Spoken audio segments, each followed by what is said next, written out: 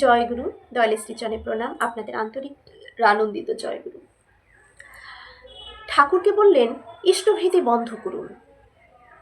কত বড় সাহস! ঠাকুরকে বলে দিলেন এটা মানা সম্ভব নয়, আপনি এখনই ইষ্টভীতি বন্ধ করুন, এই নিয়ম বন্ধ করুন। তারপর কি ঘটলো এটা বলার পর ঠাকুর বড় বড় চোখ করে তাকালেন তার দিকে। কি বললেন ঠাকুর, আসুন আজকের এই বিষয়ে জেনে নিচ্ছি। মানুষের পক্ষে টাকা দিয়ে ইষ্টভীতি করা সম্ভব না, নালিশ জানালেন ঠাকুরের কাছে একজন। কি বললেন পরম দয়াল শ্রী ঠাকুর? 1938 সাল একরকম জোর করে শ্রী ঠাকুর চালু করলেন ইষ্টভীতি। কারণ ঠাকুর বারবার বলেছেন ইষ্টভীতির মধ্য দিয়েই মানুষের মঙ্গল, ইষ্টভীতির মধ্য দিয়েই মানুষের মঙ্গল হবেই হবেই।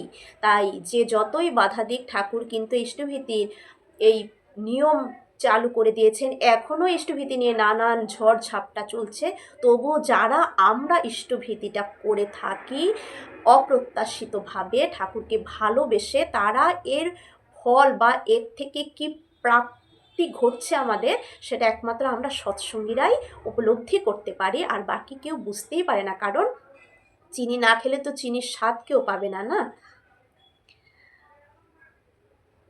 জোর করে ঠাকুর চালু করলেন ইষ্টভীতি। প্রতিদিন সর্বাগ্রে ভোগের অর্ঘ্য হিসেবে ঠাকুরকে কিছু দিতে হবে।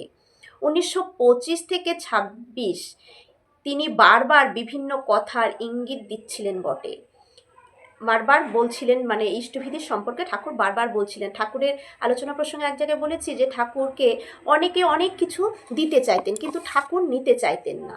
তাতে তারা কষ্ট পেত, অনেকে কান্নাকাটি করতো, শুয়ে লুটিয়ে একদম এরকম করতো যে ঠাকুরকে নিতেই হবে, কিন্তু ঠাকুর নিতে চাইতেন না।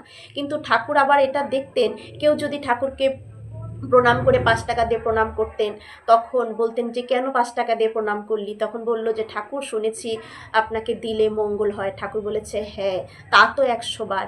ইষ্টকে যে দিবে তার মঙ্গল হবে, পরম পিতাকে যে দেবে তার মঙ্গল হবে। তাই কিন্তু ঠাকুর পরে ইষ্টভীতির এই নিয়মটা বেঁধে দিলেন যে যাতে আমাদের মঙ্গল হয়। কারণ তিনি এই টাকা নিয়ে কিছুই করেননি, তার জন্য কিছুই না, জনসাধারণের জন্য, নারায়ণ সেবার জন্য। কারণ জনসাধারণের সেবা মানেই তো নারায়ণ সেবা। তার জন্যই ঠাকুর কিন্তু এই ইষ্টভীতির নিয়ম বের করলেন। এবার পুরো নিয়মই বানিয়ে ফেললেন তিনি ইষ্টভীতির। দৈনিক ঠাকুরকে টাকা দিতে হবে। ধর্মের সাথে টাকা যোগ হয় কিভাবে?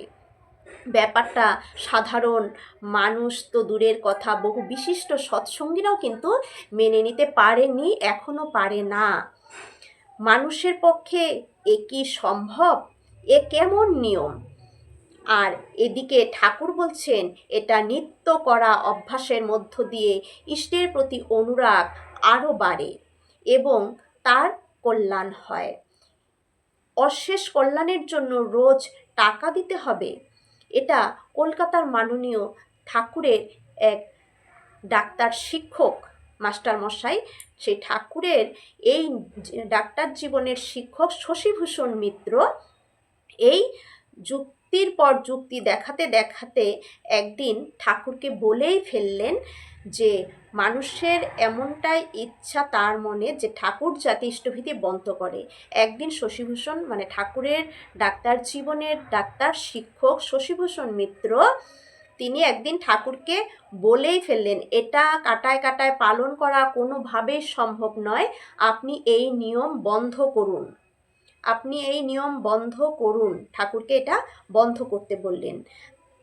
ঠাকুর এই কথা শুনে বড় বড় করে তাকালেন মাস্টার মশাইয়ের দিকে, মৃদু হেসে বললেন নিজের ভুলে কেউ ঘোর। যখন মাস্টার মশাই ঠাকুরকে ডাইরেক্ট বললেন যে ইষ্টভীতির নিয়ম বন্ধ করুন, তখন ঠাকুর ওই মাস্টার মশাইয়ের দিকে বড় বড় চোখ করে তাকালেন। তাকিয়ে তখন একটু কিছুক্ষণ পর একটু মৃদু হেসে ঠাকুর তখন বললেন কেউ ঘোর অন্ধকারে বিপন্ন হয়ে পড়লে আবার তাকে মানুষের সত্যিকারের আবার তাকে আলো ধরে ঘরে পৌঁছে দিয়ে আসতে হয়। ঠাকুর তখন ওই মাস্টারমশাইয়ের দিকে তাকিয়ে মৃদু হেসে বললেন, কেউ যখন ঘোর অন্ধকারে বিপন্ন হয়ে পড়ে তখন তাকে আলো দিয়ে রাস্তা ধরিয়ে তাকে উদ্ধার করে দিতে হয়, ঘরে পৌঁছে দিয়ে আসতে হয়। আর যা করলে মানুষের সত্যিকারের মঙ্গল হবে সে কথা আমি এত করে বললেও তারা করতে পারবে না। যে বিপদ যখন পড়ে তখন কাউকে আমি আলো ধরিয়ে তাকে ঘরে পৌঁছে দিতে হয়, আর যা করলে সবার এত মঙ্গল হবে সেটা কেউ করতে পারবে না। ঠাকুর এই কথাটা মাস্টারমশাইয়ের দিকে তাকিয়ে বললেন। এ কথা শুনতেই মাস্টারমশাইয়ের চোখে ভেসে উঠল কিছু ঘটনা যা তার সাথে ঘটেছে। তখন মাস্টারমশাই ঠাকুরের ইঙ্গিত কিন্তু বুঝে ফেললেন, চোখে ভাসতে লাগলো তার সেই ঘটনা। একদিন, অনেক দিন আগের কথা, মাস্টারমশাই এক গ্রামে রোগী দেখতে গেছেন। রোগীর অবস্থা খুব খারাপ, তাই রোগীকে দেখে তার বাড়ি ফিরতে বেশ রাত হয়ে গেছে। যখন রাত, নিঝুম রাস্তা, শুনশান রাস্তা দিয়ে মাস্টারমশাই বাড়ি ফিরছিলেন, গভীর জঙ্গলের মধ্যে রাস্তা ভুল করে গভীর জঙ্গলে প্রবেশ করেন। মাস্টারমশাই ভেতরে তো কাঁপানো শুরু হয়ে গেছে ভয়ে। গভীর রাত, এদিকে শুনশান রাস্তার একটা গভীর জঙ্গলে ভুল করে সে পথভ্রষ্ট হয়ে গেছে। মাস্টারমশাই বুঝতে পারলেন যে সে পথভ্রষ্ট হয়ে গেছে, ভুল করে গভীর জঙ্গলে ঢুকেছে, আজকে জীবন মনে হয় এখানেই তার শেষ, সে আর এই জঙ্গল থেকে বেরোতে পারবে না, এখানেই তার আজকে প্রাণ শেষ। ঠিক এমন সময় সেই মাস্টারমশাই দেখতে পেলেন দূরে একটি আলো। সে আলো দেখে আলোর দিকে সে এগোলেন। দেখলেন একটি লোক হাতে বাতি নিয়ে এগিয়ে চলছে। মাস্টারমশাই তখন তার পেছন পেছন ওই আলোয় আলোকিত হয়ে রাস্তা বেরিয়ে পড়ল। সেই মাস্টারমশাই সেই আলোর পেছন পেছন গেলেন এবং সেই ব্যক্তি সেই আলো ধরে মাস্টারমশাইকে গন্তব্যে পৌঁছে দিলেন। মাস্টারমশাই সে গন্তব্যে পৌঁছে গেলেন। তখন মাস্টারমশাই ভাবলেন, এই ঘটনা আমি ছাড়া তো আর দ্বিতীয় কেউ জানে না, এত বছর আগের ঘটনা। এই ঘটনা ঠাকুর কিভাবে জানলেন? ঠাকুর যে অন্তর্যামী, ঠাকুর যে পরম পিতা, ঠাকুর যে বিশ্ব ব্রহ্মাণ্ডের স্রষ্টা, এটা কে বোঝে?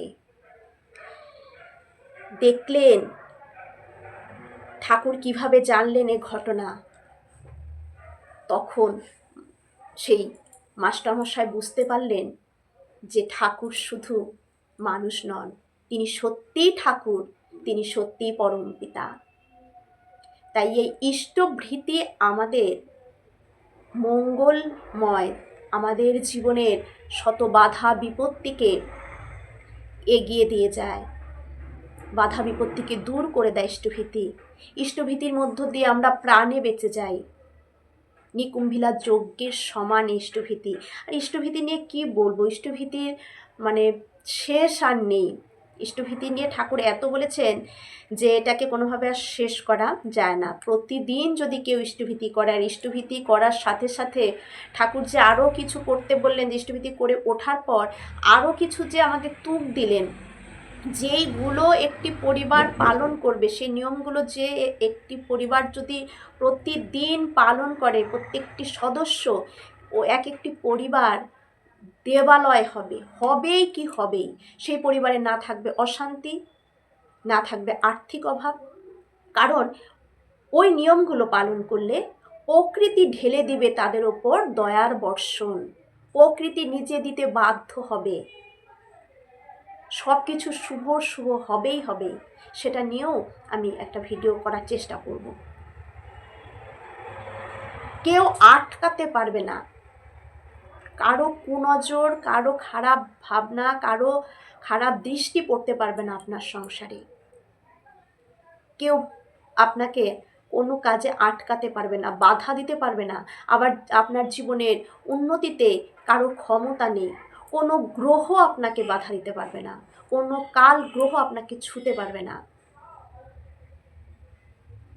যদি ওই নিয়মগুলো ইষ্টভীতির পরে, ঠাকুর আরও কিছু বিধান রয়েছে, সেইগুলো যদি পর আমরা প্রত্যেককে যদি পালন করি, কোনো কাল গ্রহ, কোনো গ্রহ আমাদের কোনো কিছুতে আটকাতে পারবে না। দেখবেন যারা যেমন জীবন মানে একদম জীবন দিয়ে ঠাকুরকে ভালোবাসে, যারা একদম ফুলফিল পুরো নিয়ম মেনে চলছে, এরকম সৎসঙ্গী আমাদের প্রচুর রয়েছে। তাদের পরিবারগুলো দেখবেন এবং তাদের জীবনের উন্নতি দেখবেন কেমন, তাদের দেখতেও কতটা মানে এতটা ভালো লাগে তাদের, তাদের পরিবারগুলোকে দেখতে, তাদের পরিবারের প্রতি প্রত্যেকের ছবি যখন আমরা দেখি বা সামনাসামনি দেখি, তাদের দেখতে ইচ্ছে করে। কত সুন্দর, কত সুন্দর মেলবন্ধন, একদম উন্নতিতে ভরপুর সব দিক থেকে। তারা পুরোটা একদম কাটায় কাটায় পালন করে, কিচ্ছু না, এতে কোনো অসুবিধা নেই, একদম সহজ। আমি একটা ভিডিওতে এটা বলবো, আপনারা অবশ্যই সেভাবে পালন করবেন, জীবনটা নিজে বুঝতে পারবেন কীভাবে পরিবর্তন হচ্ছে। ভালো থাকুন।